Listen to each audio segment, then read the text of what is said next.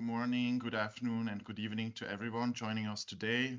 Welcome to the last webinar of the UNEG Use of Evaluation Working Group in 2024, which is titled Co-Creating Recommendations, Collaborative Approaches for Improved Evaluation Use. My name is Patrick Durst. I'm an Evaluation Capacity Development Specialist at the UNFPA Independent Evaluation Office and one of the co-leads of Workstream 1 on good practices for evaluation use within the UNEG Use of Evaluation Working Group. I'm honored to be moderating today's webinar in which we will explore ways to engage intended users in formulating evaluation recommendations. As per the UNEG norms and standards, it is good practice to consult the likely implementers of recommendations to ensure that they are relevant and feasible. The more ownership intended users have of the recommendations, the more likely that they will be accepted and implemented, thus fostering evaluation use. I look forward to an engaging discussion with our esteemed speakers and all of you. Before we begin, let me share some information on the work of the Use of Evaluation Working Group. The working group was established as part of UNEG efforts to enhance evaluation use and foster evidence-based advocacy, policymaking, and programming in the UN system, contributing to greater effectiveness across the 4 pillars of the UN. The working group consists of 3 different work streams that focus on different priorities. The first work stream seeks to identify and disseminate good practices to promote evaluation use through a series of webinars and a compendium of good practices. The second work stream aims to define indicators and methods to track evaluation use, and the third work stream is currently conducting a study to understand the use of UN-commissioned evaluations by external stakeholders. Now, I'm delighted to introduce our first speaker, Anand Sivasankara Kurup. Anand is a senior evaluation officer at the WHO Evaluation Office, where he manages thematic and programmatic evaluations, including country program evaluations. He has been working with WHO for nearly 2 decades at headquarter and country level, in both programmatic and evaluation roles. Anand will present good practices for co-creating recommendations within the broader context of participatory evaluation processes followed at WHO. He will also highlight lessons learned from the use of co-creation approaches. Anand, over to you. Thank you, Patrick. Thank you, colleagues, for joining this session. I will speak about our experience at WHO Evaluation Office, showing some of the examples which we have been conducting evaluations and managing evaluations. Just to start with the brief history of WHO Evaluation Office, it was separated from internal oversight services in 2014. We are just 10 years old. We have a 10-year-old history. And the central evaluation function has got a biennium evaluation work plan approved by the executive board, and we are moving towards actually costed evaluation work plans in the recent years. Currently, we are also strengthening our decentralized evaluation functions. We have slowly getting regional evaluation offices in place in many of those regions. Our evaluation policy was approved revised in 2018, and we are also in the process of revising it in the next year. There was a comparative study of WHO evaluation function in 2024. That is the basis of the next revision of our evaluation policy. Previously, we have been following a kind of traditional evaluation approaches where the evaluation team, independent evaluation teams, prepare recommendations and presents to the evaluation reference group, and then the evaluation quality assurance process through the quality assurance processes finalize the report and the management response is prepared. But now increasingly we are using co-creation workshops. Moving on, engagement of the stakeholders. Basically, we try to engage the stakeholders from the beginning of the evaluation, and this evaluation was funded by the task force. This is an example from our experience. Sorry, I think I missed one slide. So I'm sharing the experience of the from one of our evaluations, UN Interagency Task Force on Non-Communicable Diseases evaluation. The task force was formulated in 2013 based on an ECOSOC resolution, and it involves 40 UN agencies and other intergovernmental organizations. Secretariat is hosted by the WHO. So the current strategic plan of this task force is going to be completed by 2025, and there is an opportunity for influencing the next task force strategy. And evaluation objectives and criteria, we are looking at relevance, coherence, effectiveness, and sustainability, as well as looking at the cross-cutting issues. The evaluation was started in 2024 and ending in November 2024. So we started the engagement of the stakeholders from the beginning of this exercise, including the terms of formulation of the terms of reference, inception phase, co-creation, and being part of the evaluation reference group. The evaluation was also funded by the task force.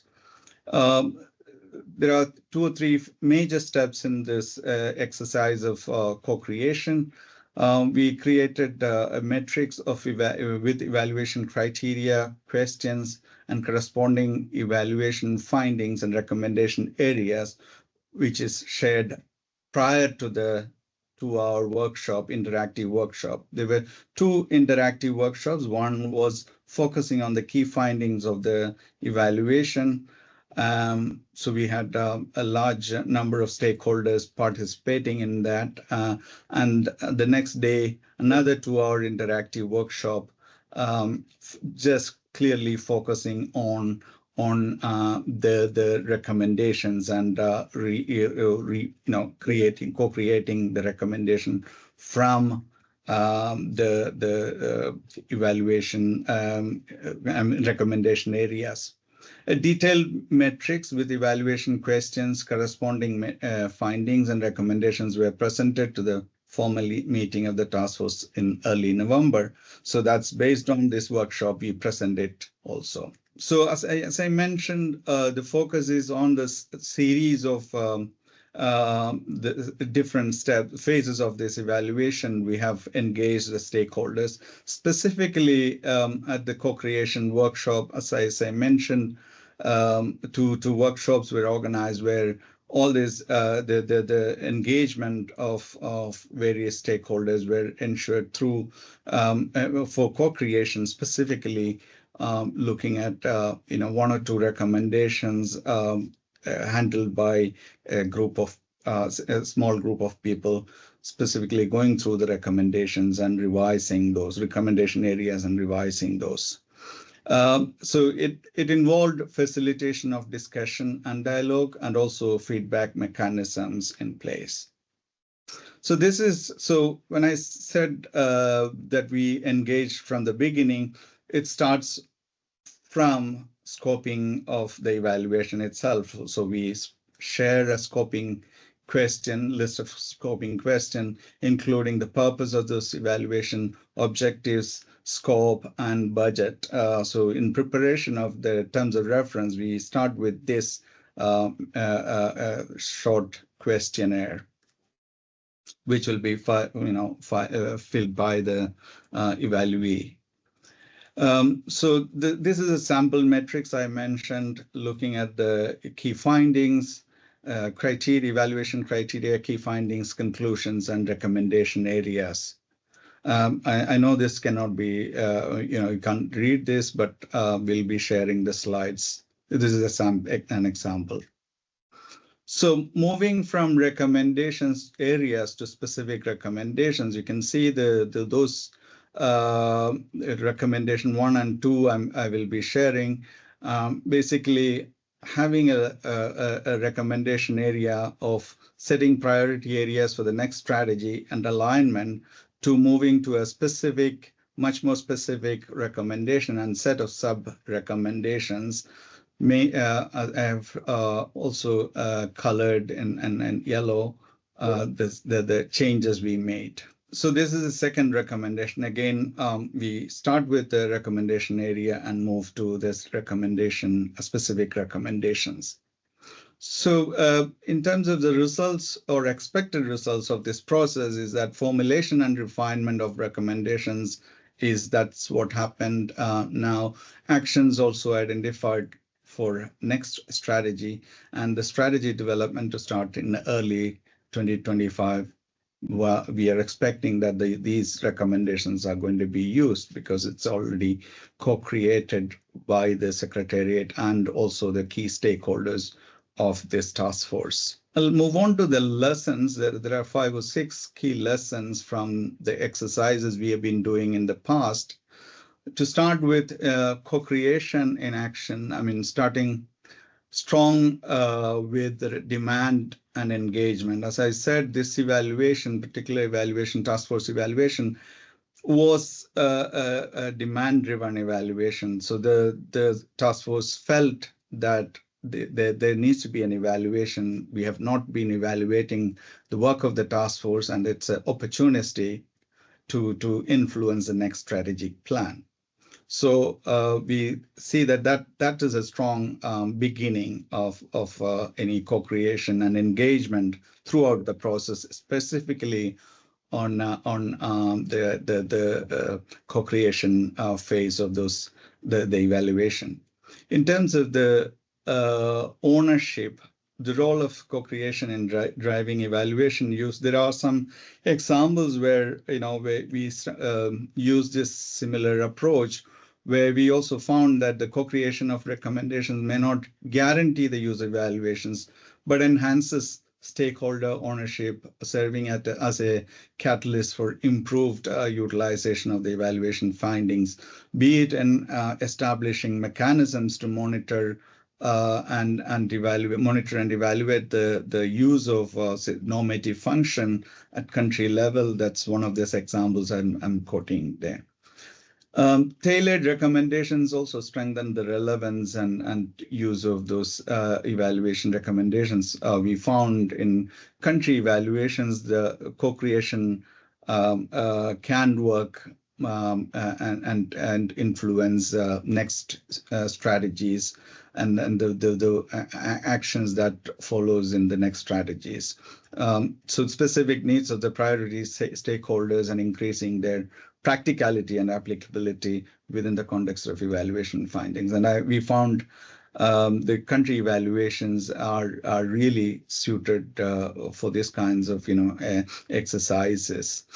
In terms of capacity building through participation, we also saw that this is also a process of one is increasing awareness about this evaluation, as well as creating capacity, building capacity of the stakeholders, equipping them to interpret the evaluation findings and contribute to actionable solutions.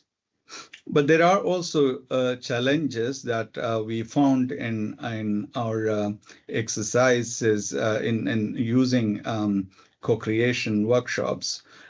Ensuring effective co-creation of recommendation needs right sets of participants and in the group. Otherwise, that can actually, the engagement may not be that clear. There could be conflicting interests and competitive agendas that we need to be aware of as evaluators and evaluation managers. And the sixth one is managing perception in politically charged evaluations, such as different member states' mechanisms and mechanism evaluations. So those are crucial, and in politically sensitive evaluations, it's crucial to identify and address the perceived threats early and ensure transparency in the process for finalizing the evaluation report, mainly because of the challenges in engagement and also in order to understand the sensitivities and see how we can facilitate that process. I'll stop here and we'll share the slides later, and also there are some documents and links to the documents available in the slides. Thank you. Over to you, Patrick. Thank you, Anand, for the insightful presentation. I think I found it fascinating to hear how the WHO Evaluation Office uses a co-creation approach to make preliminary recommendations more actionable and targeted. And I also really appreciated your point about the importance of making the evaluation process participatory right from the start. It is such a critical foundation for successfully co-creating recommendations. Next, I'm pleased to introduce our second speaker, Louis Charpentier. Louis leads the decentralized evaluation team at the UNFPA Independent Evaluation Office and authored the UNFPA Evaluation Handbook. In his role, he oversees the provision of methodological guidance, capacity development, and technical assistance to regional and country offices to strengthen the decentralized evaluation function at UNFPA. He also manages centralized evaluations with a focus on sexual and reproductive health and rights programming. Louis will walk us through the process of co-creating recommendations at UNFPA. Initially developed for centralized evaluations, this participatory approach, as outlined in the Evaluation Handbook, is now a key element of decentralized evaluations, especially country program evaluations. Louis, the floor is yours. Thank you, Patrick, for this introduction. So I'm going to present you rather briefly the process for co-creating recommendations at UNFPA. This process I'm going to take you through is really well described and explained in the Evaluation Handbook in much details, as well as with a number of tools and templates that are provided in the handbook to facilitate the process of co-creating recommendation.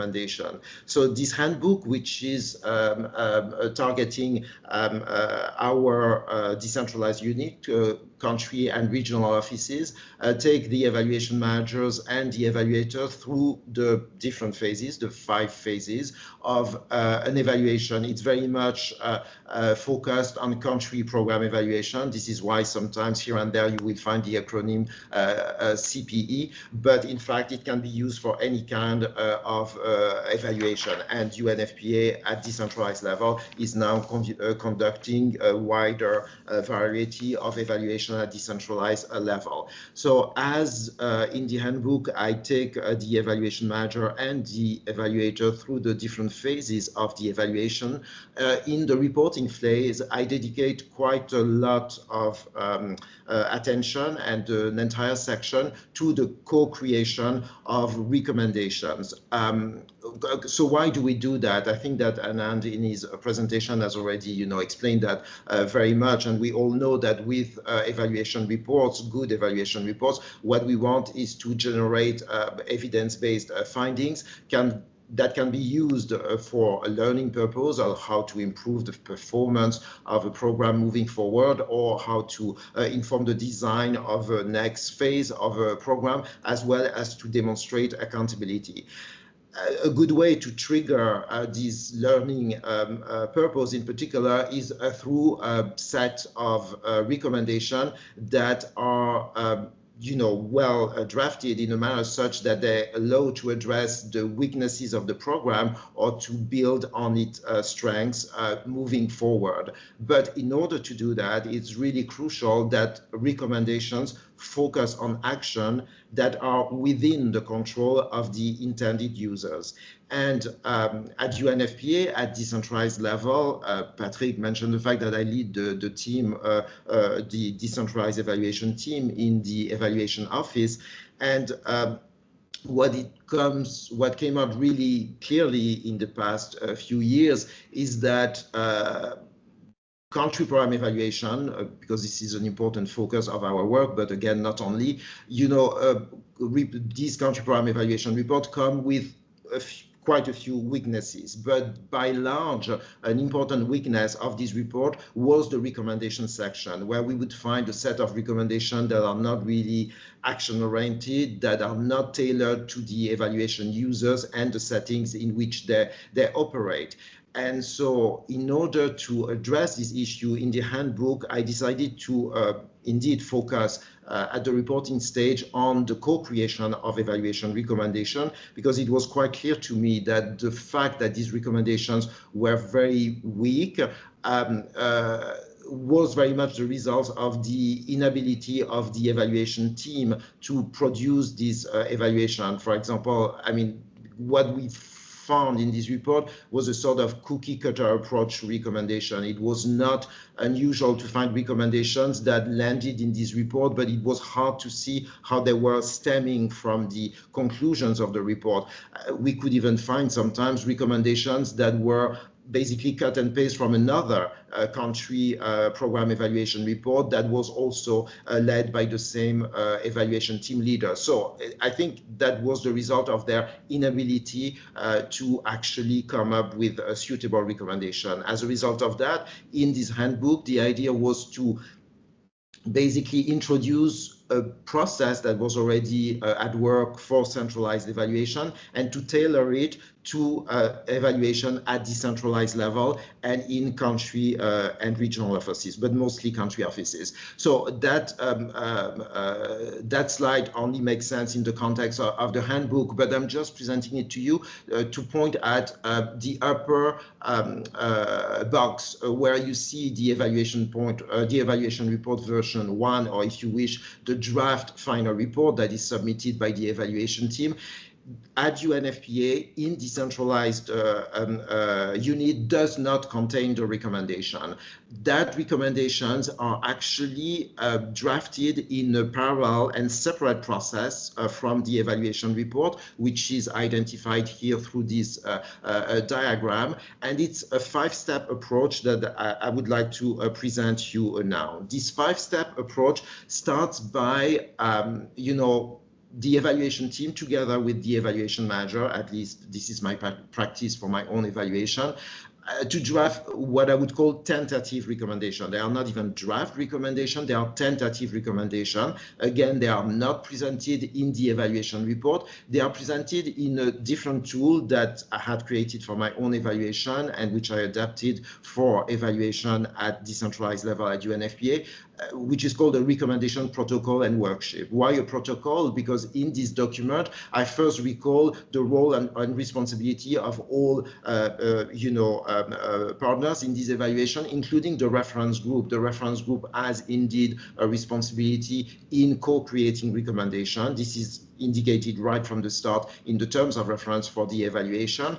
And this protocol also explains clearly what are, recommendations, how they should be drafted, and what are, if you wish, the characteristics of a good set of recommendation. And in a worksheet, the evaluation team, if you wish, is tasked with drafting tentative recommendation. Those recommendations are not only the recommendation themselves, but they come with a rationale, or i.e. a justification. Why do we think evaluation team members this is the suitable action in order to move forward the program or to inform the next phase, for example, of a program.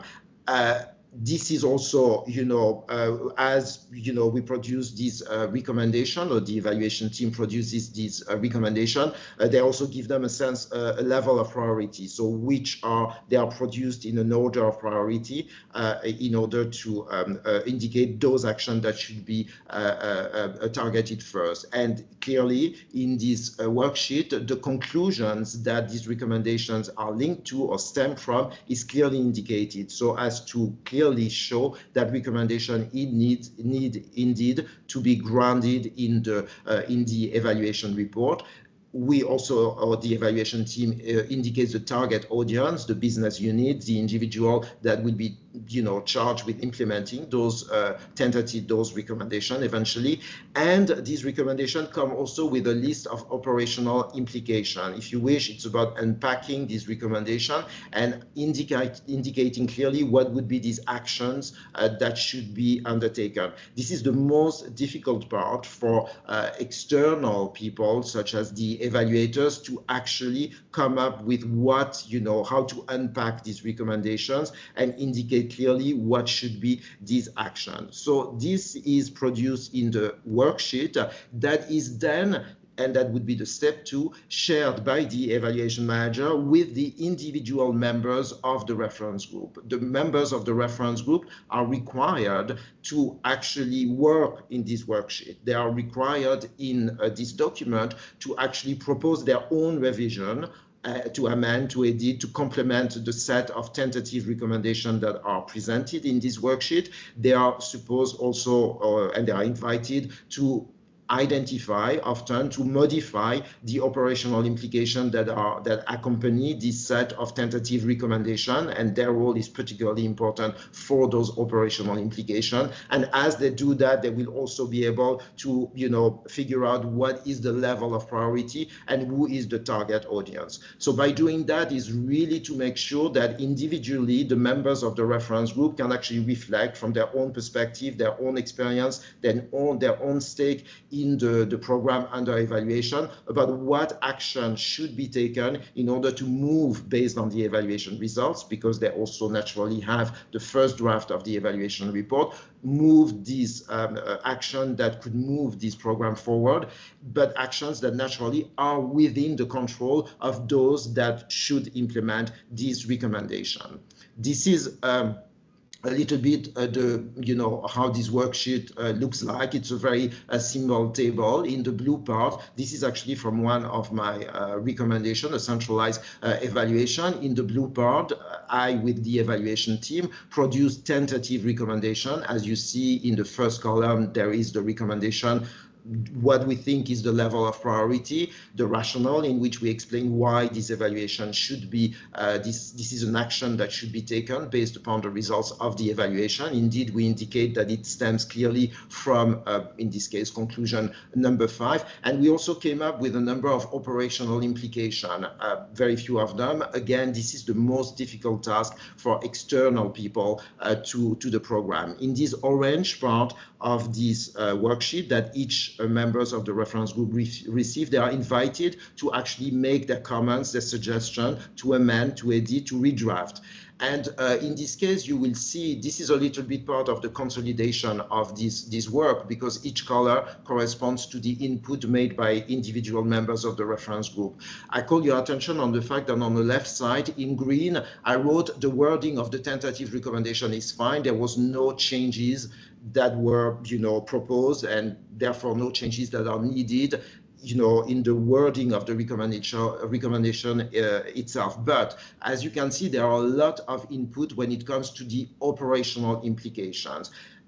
Different output from different people, and that they propose in their individual worksheet. So what is the next step? I mean, why do we have a worksheet? Because we want to actually move towards a work session, a recommendation workshops that is going to take place, at a later stage. This workshop will be separate from the evaluation reference group. The evaluation reference group meeting that takes place at reporting phase only focuses on the version 1 or the draft final version, if you wish, of the evaluation report. This takes place on day 1, and on day 2 or a couple of days after that, the group is called back into a work session to work only and on this recommendation. So it's from my perspective, and what I explained in this handbook for colleagues in decentralized level, is really to separate those two exercises, right?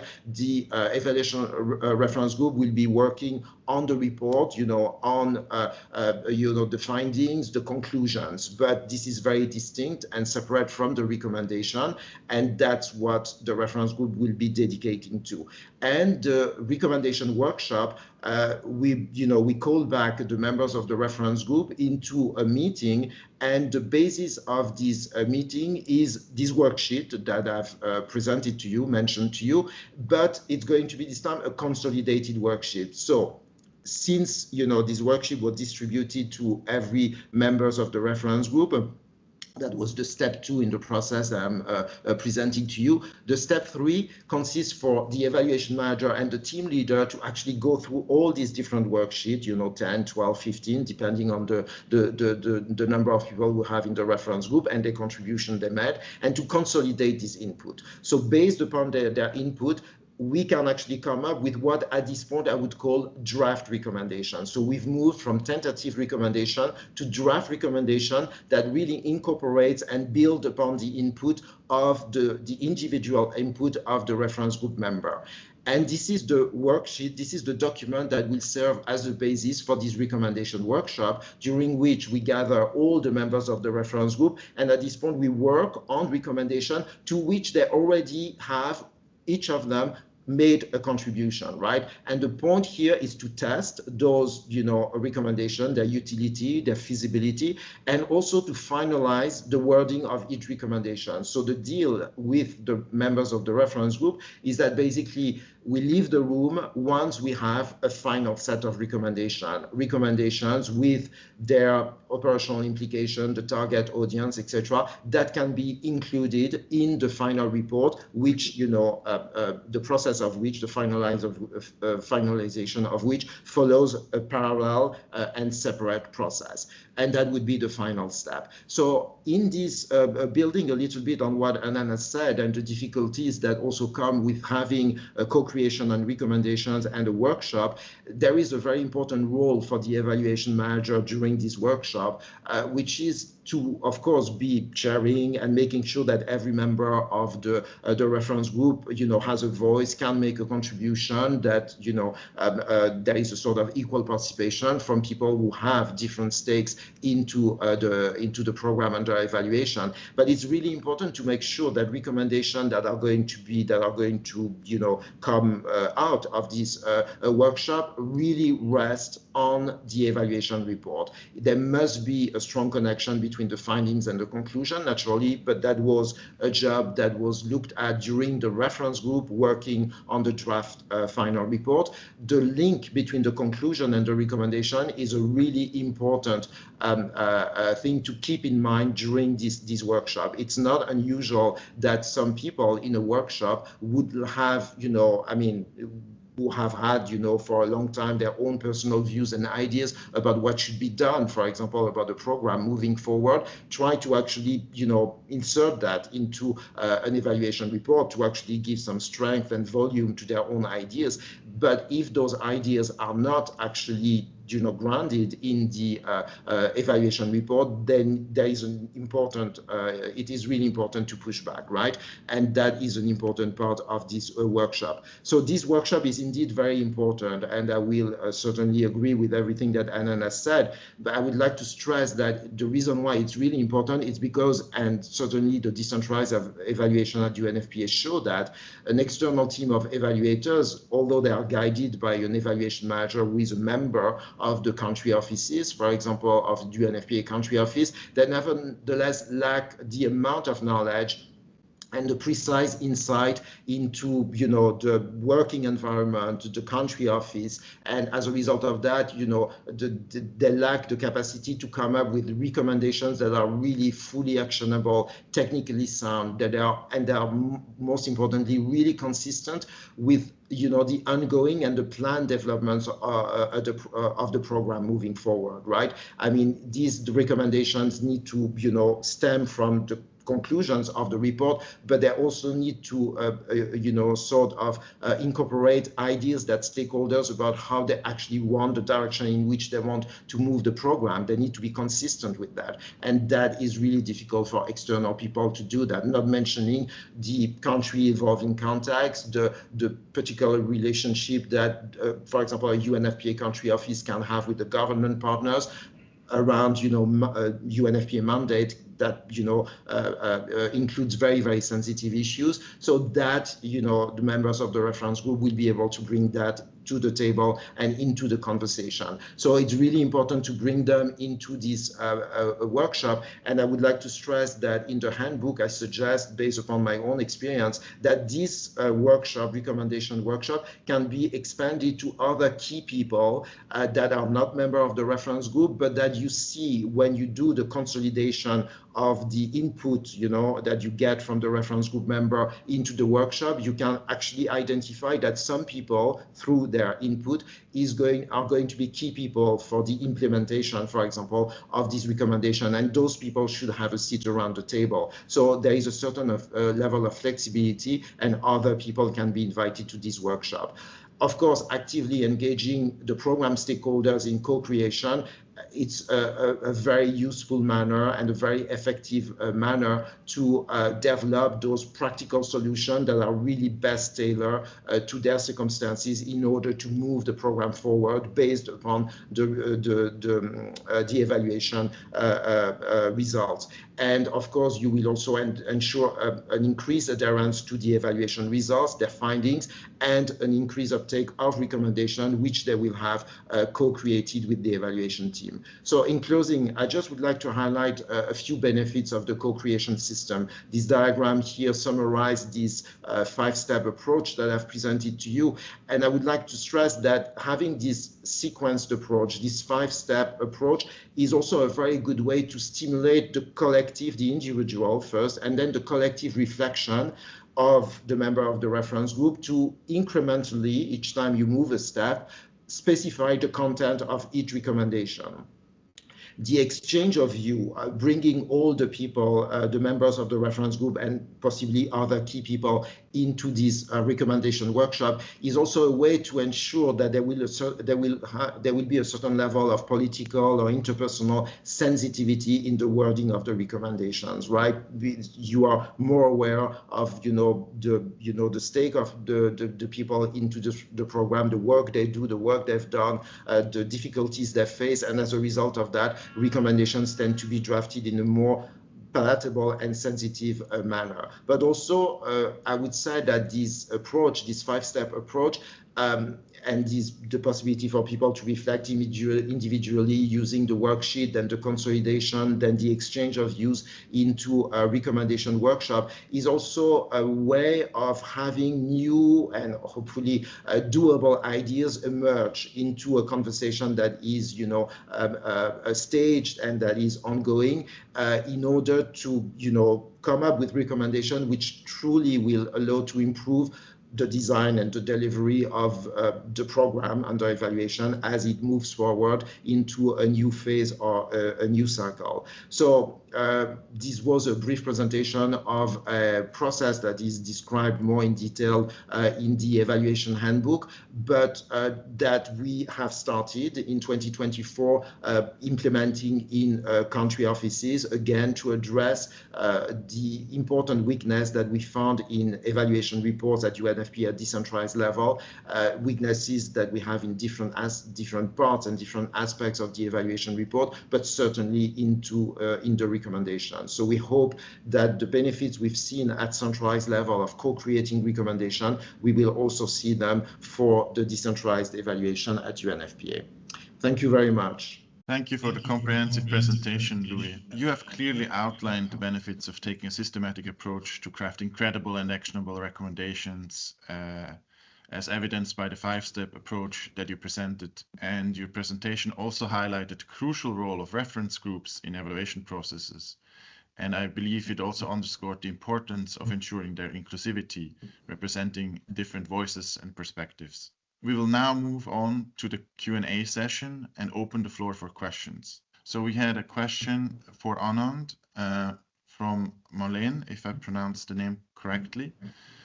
She's asking whether the co-creation approach, in what way the co-creation approach really represented a new practice compared to how you did before.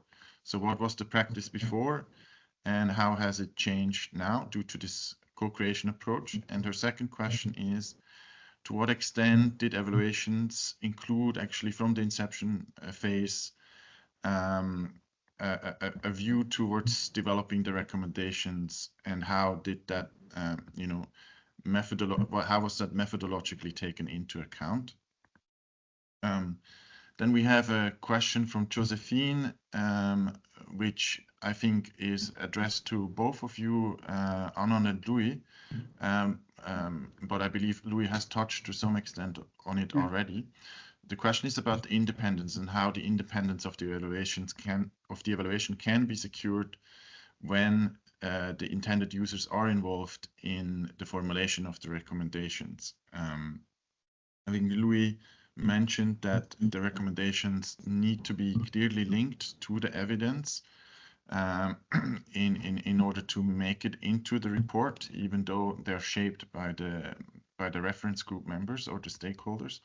But it would also be good to hear from you, Anand or Louis, if you have anything to add to this about the independence and the role of the independence and the co-creation approaches.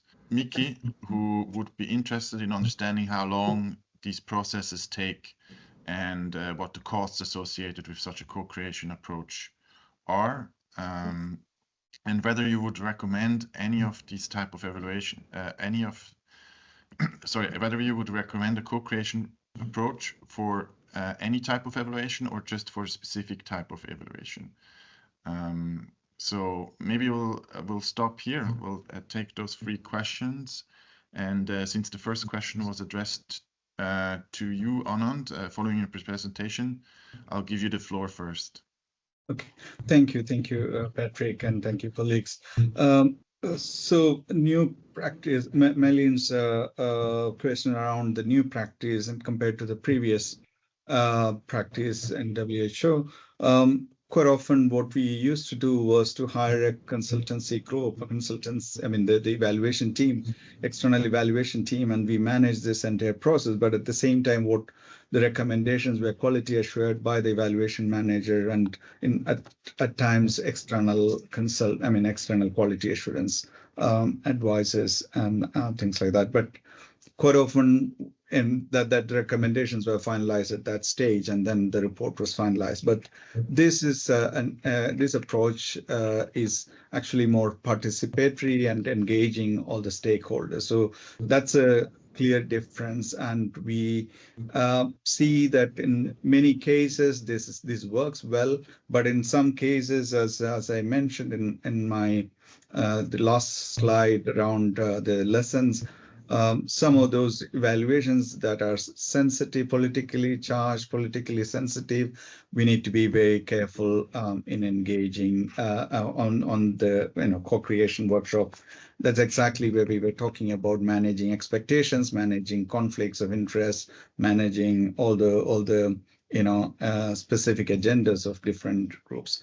And I also talked about the right type of stakeholders, right level of stakeholders engagement. That's also really important in the co-creation workshop. To what extent did evaluators include from the inception phase work on the recommendations? I think we haven't been doing that from the beginning of that, but of course, quite often what we do is at the early, data collection phase, we brief the ERG of the emerging findings or early findings to prepare them for the recommendation stage as such. So there are examples in our work which is preparing for recommendations at the data collection phase, not at the inception phase. And in some, I think in one case where we had to do in parallel support the strategy development of WHO for the general program of work of WHO evaluation last year. So there was a parallel strategic planning work happening with a high level, senior managers of WHO. So the evaluation team at different stages had to feed into that process, where at the inception stage itself, we had discussed the early findings, and at a different stage, emerging findings and early findings, and at 3-4 times briefing them. So that was one example. In terms of independence, I think Louis had already mentioned in detail about the different steps in that. How long, Miki?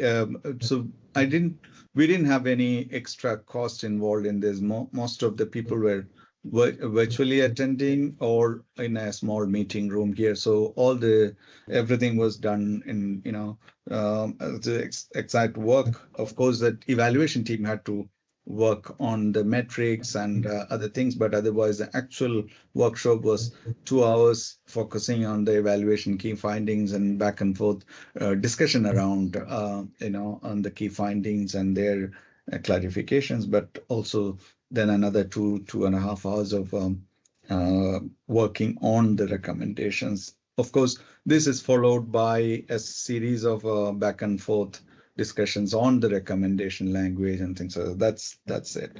So I'll stop here and maybe Louis answer this. Okay, thank you. And so maybe I'd like to say a few words on independence, the issue of independence and co-creating recommendation, and the important, criteria of, factor of independence of the evaluation work. From my perspective, I'm not really worried about independence beyond, making sure that recommendations that come through this process that I described and that Anand described are actually, stem from the evaluation report, right? It cannot be a recommendation coming out of thin air or having some of the partners, the stakeholders trying to push for an issue and using a little bit the evaluation report as, this vehicle to push for their own issue. But when it comes to independence, and that's why, in the process that I described, separating the reference group, reference group meeting, where we would be working on the draft final report, the findings, making sure they're evidence-based, and the conclusion from the recommendation is important. Independence is really about this draft final report that contains and stops with the conclusion. The conclusion, that's where you need to be really careful about the independence, right? This is where the evaluators express their judgment on, the performance of a program, and that's where actually you may have to push back a little bit more on attempts by member of the reference group to phrase and to frame the conclusion in a certain manner. But when it comes to the recommendation, besides the point, these linkages that I've mentioned, there is no issue with recommendation. With recommendation, we are already entering the territory of programming. So, as far as this is stemming from an evaluation report, whatever action the stakeholders want to, move this forward is their own responsibility. And they are best placed to know what is doable, what is reasonable, what can be implemented in a reasonable amount of time, because we follow up with the management response and all these sort of things. So independence when it comes to recommendations, besides again the issue of linkages that I've mentioned, is not an issue. Independence is more of an issue for the evaluation manager to be cautious about in the reference group where the evaluation report and notably the conclusions will be presented. That's I think that for the rest, I don't have anything to add to what Anand has said. Thank you, Louis. And Marlene had her hand up. She posted the first comment following Anand's presentation, so I'll give her briefly the floor. Yes, thank you for these incredibly interesting presentations. I really like the fact that you are, you could say, focusing on how we up the quality of recommendations, partially through the, you could say, the participatory and engaging approach that sets in after data collection, but also really setting in some steps that define the steps that helps diversify and operationalize the more general recommendations that evaluation teams can come up with. I just wanted to comment on this as an evaluation community member, saying that I think we are I mean, what I see you present would be ideal, with also increasingly and methodologically zooming in on what can we then do in terms of methodologically getting more rigor into the development of recommendations from the inception phase. Because as you rightly mentioned, Anand, I think that, if we really make sure that evaluation teams make desk reviews at inception phase, in order to assess what complementary data that should be collected during data collection. As you said, already at that stage, do they form hypotheses about the status quo, right? And in a way, the complementarity that's going to be complementary data that's going to be collected during data collection is also to test hypotheses and ensure that data is triangulated to really shape the answers to the evaluation questions and do it thoroughly. But already at that point, will evaluation teams to some extent have formed preliminary hypotheses about where are the main challenges here? And oftentimes you also find in TORs that we ask for specifically for recommendations or explanations as to why is it, what are the drivers, and what are the obstacles that prevent optimized performance, right? So they should be looking out for this. So there is a close connection between answering the why question and exploring that systematically in relation to selected battled or focus areas within the evaluation questions, and exploring that through inception and data collection with different stakeholders. Because you could see what often happens is also that we invite high-level stakeholders at the end, but they may not always either know all the ins and outs of the little work processes that provide some of the reasons why things are not working. So it's really important that evaluation teams also examine that and test their hypotheses, let go of some of their theories, you could say, or hypotheses as they go along, to really develop more specific recommendations that they then present and verify and co-create further at the end. And I think methodologically, as a community, we're generally really lacking that part to our work. So this would be my comment, because I could see how it fits so nicely in with what you are interestingly presenting here. Thank you so much for sharing your experience and this comprehensive comment, Marlene. And I think you mentioned some points that are also related to some of the questions that were posted by other participants. We have a question that is also related to the reference group, and who should be included in the reference group. Marlene, you touched upon high-level officials not being very aware of maybe some of the processes or day-to-day issues that work or do not work. So who should be included in the reference group? And the second question, how do you manage,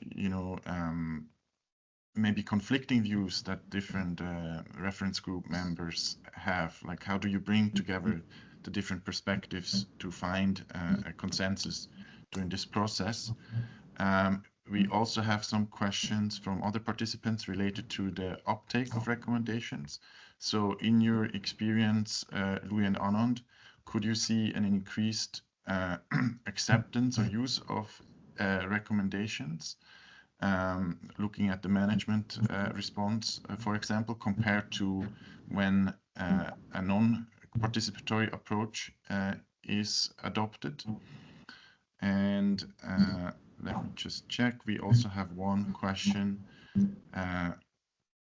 regarding the coordination process and how you ensure ownership and accountability, as well as a similar question to what we discussed before about the independence of the evaluation function, and how this translates into the methodology. Yeah, and then finally, one last question from Valentina. How does the follow-up system on recommendations work? Do you have a similar process to verify implementation? So is there also a participatory process to verify the implementation of the recommendations?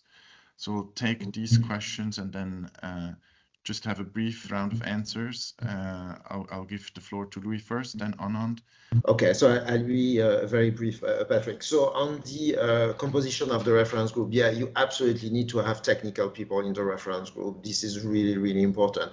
Depending on the nature of the evaluation, if I think about some of the evaluation we do at centralized level, you may need to have, a separate, group conversation, ad hoc meeting with higher level senior management, because then some issues can become very political and these sort of things. But when it comes to the recommendation, the drafting of the recommendation, it's really important to have technical people who know what works, in what context, and these sort of things. This is the whole purpose of co-creating recommendations. So if you don't have the right people around the table, co-creating recommendations is not going to help.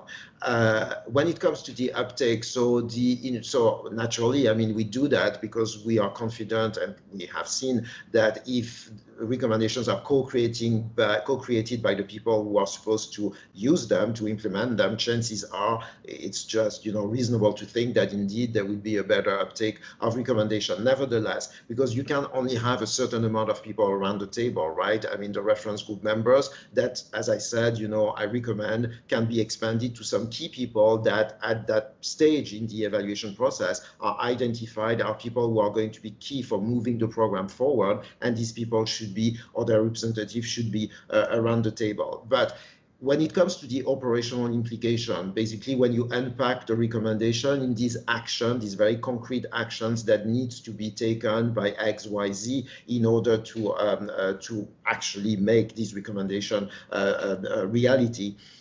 So it's really important to do that with the reference group, because evaluators have too limited knowledge to come up with these, very, very crisp, operational implication. But the surprise you can have in terms of uptake is that, so typically, and here I'm going to take about my own evaluation. So I've always used this co-creation process, right?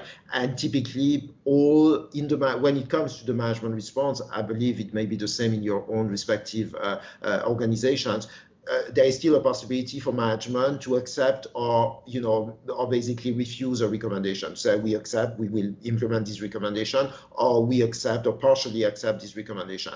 And I have had the surprise to have a recommendation that was, basically co-constructed, co-authored by people who then, at the, when the management response comes, say, well, we partially accept that. So I remember having this conversation. I said, what are you talking about? You partially accept that something that you yourself have suggested. It doesn't make sense. Well, then it actually makes sense, because when you go into the operational implication, because you cannot have all the people involved in the program around the table, when I'm talking about a centralized program, a global program that go through regional offices, country offices, etc. So you have people who speak on behalf of other people around the table, but when it actually comes to everybody looking at this management response and action that should be taken, some people may actually say, I remember that was the case, yeah, these operational implications, this unpacking of that recommendation, we accept, but that part that we decline, it's because we cannot implement that in the current context or within the time frame that was assigned for the implementation of the recommendation. So this is the extent to which co-created recommendation, in my experience, have been sometimes, there's been a push against a recommendation that nevertheless were co-created, and that was partially on some operational implication, because when it trickled down to the people who have to do it, they come back and say, look, yeah, it's a great idea, but we cannot do that within this time frame. That was the specific example I've got in mind. So I'm going to stop here, Patrick. Thanks, Louis. Anand, just some brief points, please. Yeah, so thank you, Louis. I think one of the previous questions around, are there any certain types of evaluations that are, for which we can use this? I think the country evaluations, and I found very interesting, and that's in the small. The context is very specific, and I think that works really well. But in politically sensitive evaluations, I think that's something which is we are finding it challenging to manage expectations and all those, and also even the engagement of stakeholders in workshops is difficult. In terms of the participatory approach and uptake of recommendations, and we are in the early stages, so we haven't been tracking those at this point, but we will be doing that in the coming next year, certainly, looking at the recommendation uptake. Thank you. Okay, thank you so much. We also got one more question from another participant, very interesting question on whether you've ever tried to go into a workshop without having any draft recommendations and just trying to co-create the recommendations. Unfortunately, we don't have time, but I think that would also be a very interesting question about the practicalities. So we posted the contact details of both Louis and Anand in the chat. To all the participants, please feel free to follow up with them if you have any additional questions. We've now come to the end of the webinar, and I would like to extend a big thank you to our speakers, Anand and Louis, and all of you for participating and contributing to this important discussion on co-creating recommendations. Thank you for joining us today, and we look forward to seeing you at our next webinars in 2025. Have a wonderful day, afternoon, or evening, wherever you are. Bye, everyone.